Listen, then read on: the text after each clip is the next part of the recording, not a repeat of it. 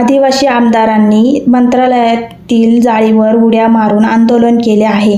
PESA भरती झाली पाहिजे आणि धनगरांची आदिवासी आरक्षणामध्ये घुसखोरी नाही झाली पाहिजे.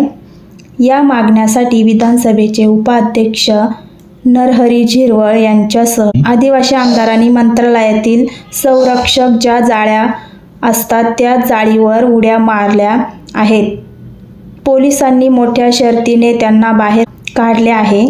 जोपर्यंत मुख्यमंत्र्यांची भेट होत नाही तोपर्यंत आम्ही इथून हलणार नाही, असे म्हणत आदिवासी आमदारांनी मंत्रालय परिसरात कॉरिडॉरमध्ये आंदोलन सुरू केले आहे.